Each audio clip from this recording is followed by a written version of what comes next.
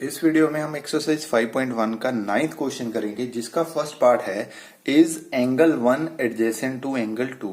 ठीक है, तो पहले तो हम इसके नाम लिख लेते हैं ना कि नाम क्या है, फिर ही हमें पता चलेगा कि एंगल 2 और 1 एडजेसेंट है या नहीं है।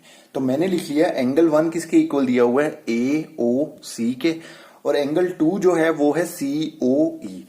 अब वो 3 पॉइंट्स हैं जो हमें यहां पे अप्लाई करने हैं। ठीक है, तो फर्स्ट था हमारे पास हैव, मैं लिख लेता हूं पहले ये पॉइंट। तो हैव कॉमन वर्टेक्स, तो क्या इनमें कॉमन वर्टेक्स है? सेंटर में देखो, अगर दोनों में कॉमन आ रहा है तो कॉमन है। तो ओ यहां पे भी है, ओ यहां पे भी है, तो दोनों का कॉमन वर्टेक्स कौन है? ओ है, जो कि सही है। Have common side, side common आ रही है कोई? ओ सी इसमें भी है, ओ सी उसमें भी है, तो ओ सी। अब non common arms on either side of common arms. ठीक है, कॉमन आर्म, तो देखो ओसी हमारी कॉमन थी, ओसी के आइदर साइड पे ओ ई है एंड ओ ए है, तो ये वाली भी कंडीशन भी हमारी सेटिस्फाइड होती है। हम यहां पे लिखेंगे therefore angle 1 and angle 2 are adjacent. ठीक है, अब हम चलते हैं इसके सेकंड पार्ट पे। तो अब हमारा सेकंड पार्ट है जो उसमें दिया है कि एंगल ए ओ सी जो है वो एडजेसेंट है एंगल ए ओ ई के।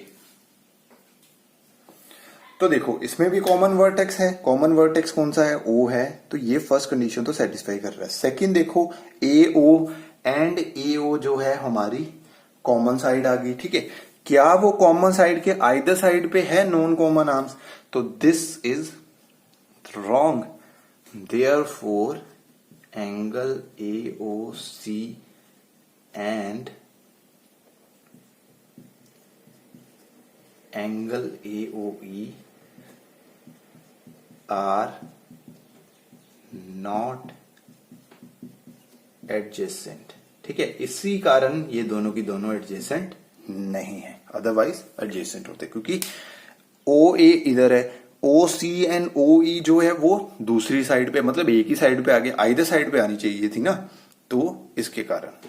अब चलते हैं हम थर्ड पार्ट पे। हमारा 9th का थर्ड पार्ट देखो, वो पूछ रहा है कि do angle C O E मतलब angle 2 and E O D, तो ई ओ एंड डी ये वाला एंगल जिसमें 4 और 3 दोनों ही आ रहे हैं, फॉर्म अ लीनियर पेयर। अब लीनियर पेयर के लिए भी हमने 3 कंडीशंस याद करी थी, उन 3 कंडीशंस को लगा के देखते हैं दोनों एंगल्स पे होती हैं कि नहीं।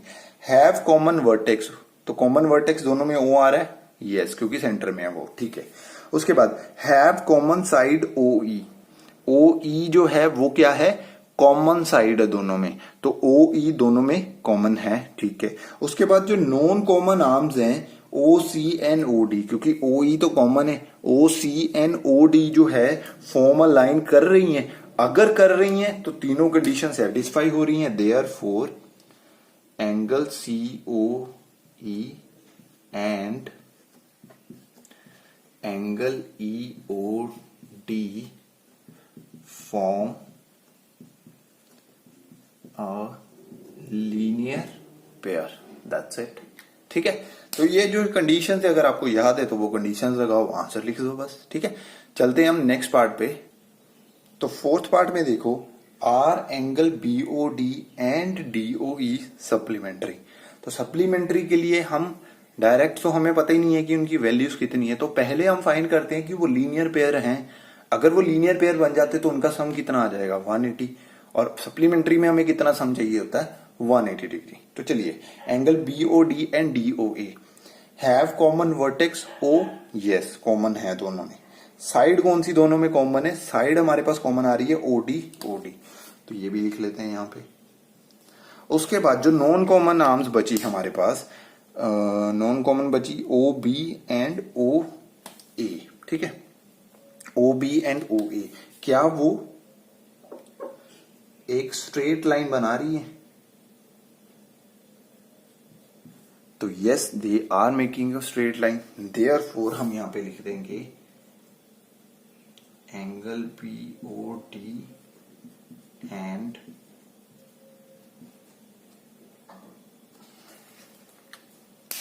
हम लिख देंगे therefore angle BOD and angle DOA form a linear pair. फिर उसके बाद हम यहां पे चलेंगे, because angle BOD plus angle DOA is equal to 180 degree, therefore they are supplementary। ठीक है, दोनों के दोनों क्या हो जाएंगे, सप्लीमेंट्री हो जाएंगे, जो कि हमारा प्रूफ करना था, तो हमने प्रूफ कर दिया। अब चलते हम फिफ्थ क्वेश्चन पे। तो हमारा फिफ्थ है, is angle 1 vertically opposite to angle 4। तो क्या एंगल 1 और एंगल 4 ऑपोजिट हैं? तो हम यहाँ पे उसको कैसे लिख सकते हैं, हमें पता है कि जब दो लाइंस एक दूसरे को इंटरसेक्ट करके जाती है, तो हम यहाँ पे लिखेंगे because AB and DC intersect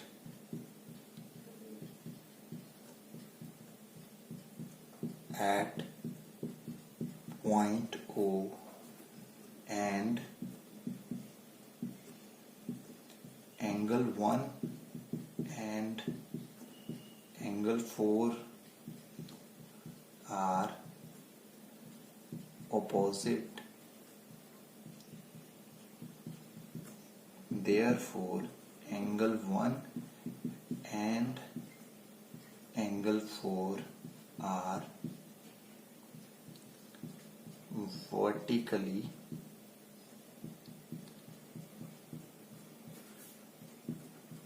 opposite angles। ठीक है, therefore they both are vertically opposite angles। Last part था, what is vertically opposite of angle 5। Angle 5 के ऑपोजिट कौन है? तो एंगल 5 किन दो लाइंस पे बन रहा है, पहले तो हम वो लिख लेते हैं। ठीक है, एक तो है AB और एक है CD। तो हमने लिख लिया AB and CD intersect at point O, therefore angle BOC is opposite to 5।